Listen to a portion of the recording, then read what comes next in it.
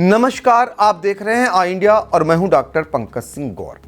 कभी कभी सरकारी दफ्तरों में पहुंचने वाले फरियादियों और फाइलों के बीच से ऐसी कहानी निकलती है जो हमें याद दिलाती है कि अफसर की कुर्सी पर बैठकर अधिकारी हुक्म ही नहीं चलाते बल्कि किसी मां का बेटा बनकर उसका दर्द भी बांटते हैं और फिर आदेश नहीं ममत्व की गूंज सुनाई देती है।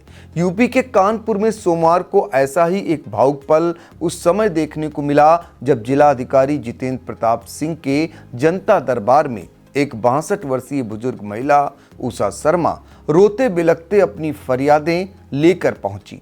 उनकी आंखों से बहते आंसू और कपकपाती आवाज ने वहां मौजूद सभी को स्तब्ध कर दिया। पूरा मामला क्या है, इसे जानने से पहले आइए वह वीडियो देख लेते हैं जिसमें रोती बिलखती बुजुर्ग महिला जिला अधिकारी से अपना दर्द बयां कर रही है। मेरी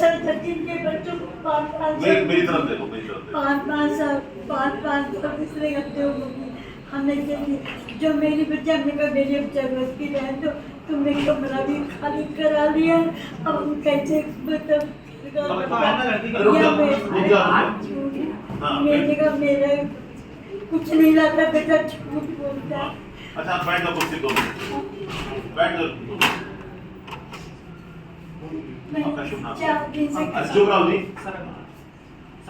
बुजुर्ग महिला ने फफकते हुए बताया कि उनके बेटे और बहू ने उनका मोबाइल, पेंशन की पासबुक, आधार कार्ड सब छीन लिया और उन्हें घर से निकाल दिया है, जिसके बाद से वह दर दर भटक रही है। बुजुर्ग महिला की यह दर्द भरी दास्तां सुनकर जिला अधिकारी जितेंद्र प्रताप सिंह ने महिला को कुर्सी पर बैठाया, पानी पिलवाया और चाय मंगवा कर दी।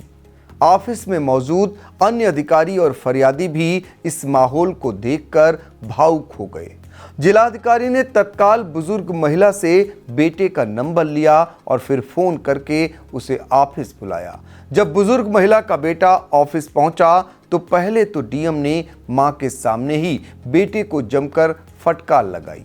इसके बाद जिलाधिकारी ने मां बेटे दोनों को अलग अलग बिठाकर शिकायतें सुनने के बाद डीएम ने बेटे को नसीहत दी। 2 घंटे की बातचीत के बाद नजारा ही बदल गया। बताते हैं कि बेटा मां के पैरों में गिर गया और मां ने भी आंसुओं से भीगे बेटे को गले लगा लिया। प्रत्यक्षदर्शियों के मुताबिक जाते जाते बुजुर्ग मां ने डीएम का हाथ पकड़कर कहा, बेटा तुम मेरे दूसरे बेटे जैसे हो। घटना के दूसरे दिन जिलाधिकारी ने खुद फोन करके बुजुर्ग महिला का हालचाल लिया। जनता दरबार की इस वाकये का जिक्र करते हुए जिलाधिकारी जितेंद्र प्रताप सिंह ने क्या कुछ कहा, उसे भी सुनिए। शासन द्वारा जो जनता दर्शन में जिलाधिकारियों के लिए निर्देश है कि वो सुनवाई करेंगे, इसी क्रम में एक प्रकरण मेरे सामने सोमवार में श्रीमती उषा शर्मा जी का आया था।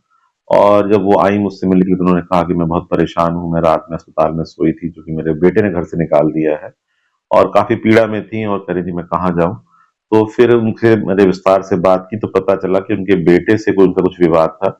तो बेटे को फिर फोन से मैंने बात की और उनको बुलाया मैंने अपने पास में। तो बेटे ने अपनी बातें रखी, उन्होंने भी अपनी बातें रखी और माँ को कुछ आशंकाएं थी कि जो बेटा है वो उनके अधिकारों में हस्तक्षेप कर रहा है। बेटे को आशंका थी कि माँ जो है कुछ अन्य संपत्ति वगैरह के बारे में सोच रही हैं।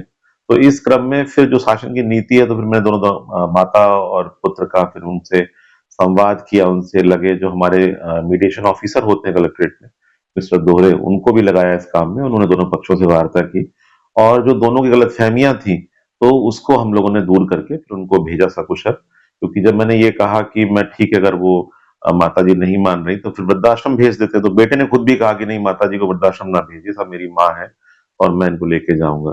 तो ये एक सामाजिक ताना बाना है जिसको बनाए रखने के लिए मेरे द्वारा कुछ प्रयास किया गया और आशाजनक इसमें परिणाम मिले हैं। और मैंने बाद में अगले दिन बात भी की उनसे, माता जी से, उषा जी से, तो उन्होंने कहा कि नहीं, वो अपने बेटे के साथ खुश हैं। तो ये जनता दर्शन का एक प्रकार से एक अच्छा अनुभव था मेरा भी, और शासन की नीति से सामाजिक ताना बाना भी अगर हम सुरक्षित रख सकते हैं तो ये भी एक उपलब्धि है। यूपी के कानपुर का यह संवेदनशील मामला सिर्फ एक मां बेटे के पुनर्मिलन की कहानी नहीं बल्कि संवेदनशील प्रशासन की नई परिभाषा है।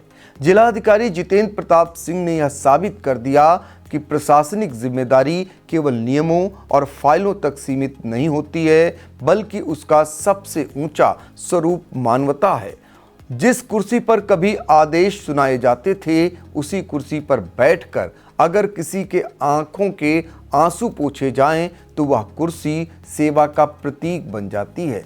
आज जब समाज में रिश्ते स्वार्थ, तनाव और दूरी के कारण टूट रहे हैं, तो ऐसे उदाहरण हमें याद दिलाते हैं कि थोड़ी सी संवेदना, धैर्य और एक सच्ची कोशिश किसी भी रिश्ते को फिर से जोड़ सकती है।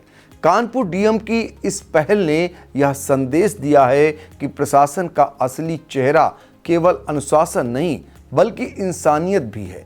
बताया जाता है जितेंद्र प्रताप सिंह इससे पहले भी कई मामलों को इस अनोखेपन से निपटा चुके हैं। जिलाधिकारी ने बुजुर्गों को अपने पैसों से कानों की मशीन खरीद कर दी है, जबकि कई बार बुजुर्गों को अपने सरकारी वाहन पर बैठाकर उन्हें गंतव्य तक पहुंचाया है। प्रत्यक्षदर्शियों के मुताबिक डीएम जितेंद्र प्रताप सिंह ने विद्यार्थियों के साथ विद्यालय में बर्तन भी धोए हैं और जनता के हित में ताबड़तोड़ कार्रवाइयां भी की हैं। इस पूरी खबर पर आपकी अपनी राय क्या है? कमेंट बॉक्स में जाकर जरूर रख सकते हैं।